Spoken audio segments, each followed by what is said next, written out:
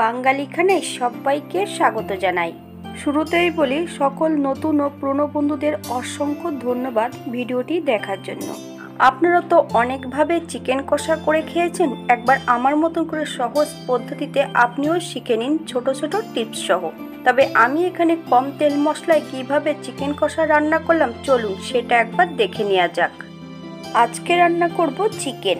এখানে আমি দুজনের মতন চিকেন নিয়ে নিয়েছি। আমি এই পর্যায়ে চিকেনগুলোকে ধুয়ে রেখেছি। চিকেন ধোয়ার পদ্ধতি আপনাদের এটা পরে বলে দেব। কিভাবে চিকেন ধুলে চিকেন থেকে আস্তে গন্ধ বেরোবে না। চিকেনগুলো ধোবার পর আমি 1 চামচ কাঁচা সর্ষের তেল লাগিয়ে রেখেছি। একটা কড়াইতে মিডিয়াম সাইজের 4টে পেঁয়াজ বেশ লাল করে ভেজে নিয়েছি। তেলের পরিমাণটা কিন্তু খুব বেশি দেওয়ার দরকার নেই, 2 চামচ তেল দিয়ে পেঁয়াজগুলোকে ভেজে নিলেই হবে। এই পর্যায়ে আমি 2টো মিডিয়াম সাইজের টমেটো টুকরো করে অ্যাড করব। আপনারা যদি পছন্দ করেন তাহলে পরিমাণে বাড়িয়ে দিতে পারেন। অর্ধেকটা পেঁয়াজ আর টমেটো ঠান্ডা হলে বেশ একটা মিহি পেস্ট তৈরি করে নিতে হবে। অর্ধেকটা পেঁয়াজ ভাজা মশলা কষানোর সময় অ্যাড করতে হবে। একই কড়াইতে 4 থেকে 5 চামচের মতন সর্ষের তেল অ্যাড করেছি। ফোড়নে রেখেছি দারচিনি, এলাচ, লং। ফোড়ন থেকে সুগন্ধ বেরোলে 8 থেকে 10 কোয়া রসুন 80% মতন বেটে নিয়েছি। সম্পূর্ণ রসুন বাটাটা অ্যাড করতে হবে। মিডিয়াম আঁচে 2 থেকে 3 মিনিটের মতন রসুনটা বেশ ভালো করে ভেজে নিতে হবে, অথবা রসুন থেকে যতক্ষণ কাঁচা গন্ধ বেরোবে ততক্ষণ বেশ ভালো করে রসুনটা ভেজে নিতে হবে।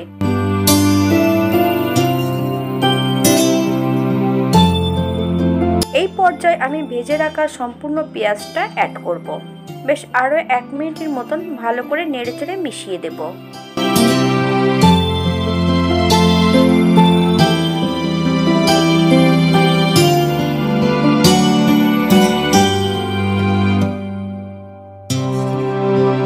এই পর্যায়ে কিছুটা বাটা মশলা অ্যাড করব।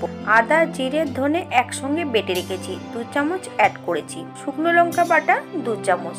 আপনারা যদি পছন্দ করেন তাহলে পরিমাণে বাড়িয়ে দিতে পারেন। 1 থেকে 2 মিনিটের মতন মশলাটা বেশ ভালো করে নেড়ে চেড়ে নিতে হবে মিডিয়াম আঁচে।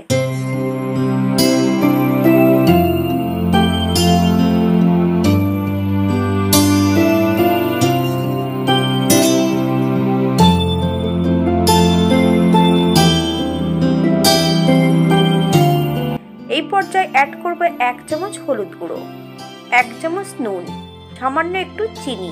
আপনারা স্বাদ অনুসারে নুন চিনিটা অ্যাড করবেন। মিডিয়াম আঁচে 2 থেকে 3 মিনিটের মতন আবারও আমি মশলাটা ভালো করে ভেজে নেব।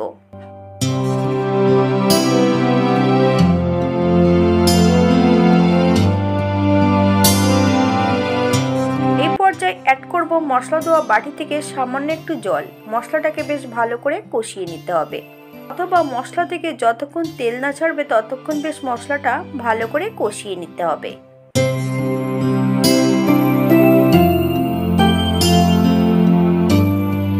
মশলা থেকে তেল ছেড়ে দিয়েছে। এই পর্যায়ে আমি সম্পূর্ণ চিকেনগুলো অ্যাড করব। বাটির নিচে যে অবশিষ্ট জলটা আছে সম্পূর্ণ জলটা ফেলে দেব, শুধু চিকেনগুলোকেই আমি অ্যাড করেছি।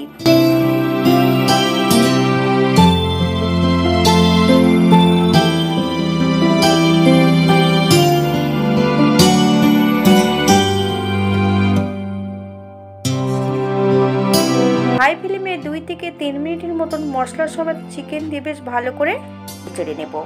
পর্যায়ে আমি মিডিয়াম আঁচে 5 মিনিটের মতন ঢাকা দিয়ে দেব।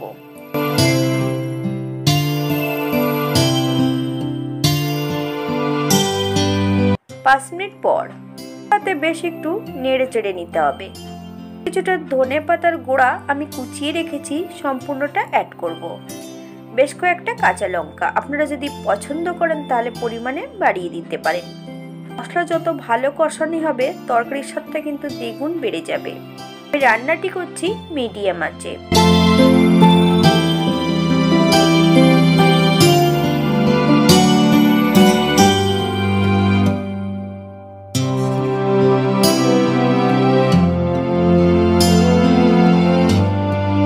সম্পূর্ণ পেঁয়াজ ও টমেটোর পেস্টটা অ্যাড করব।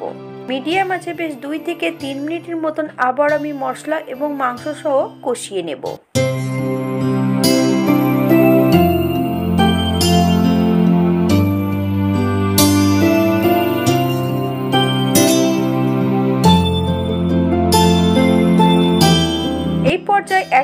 মশলা ধোয়া বাটি থেকে বেশ কিছুটা জল, তবে এই জলটা আমি গরম জলেই ব্যবহার করছি। মশলা এবং মাংস সহ বেশ ভালো করে কষিয়ে নিতে হবে। 5 থেকে 7 মিনিটের জন্য আমি ঢাকা দিয়ে দেবো, যাতে মাংসগুলো সেদ্ধ হয়ে যায়। আপনারা এই পর্যায়ে একবার চেক করে দেখবেন যে নুনটা ঠিক আছে কিনা। 7 থেকে 8 মিনিটের জন্য ঢাকা দিয়ে দিতে হবে, যাতে মাংসগুলো সেদ্ধ হয়ে যায়। আশা করি আজকের ভিডিওটি ভালো লাগবে। হাতে যদি সময় থাকে তাহলে একটা লাইক কমেন্ট করবেন।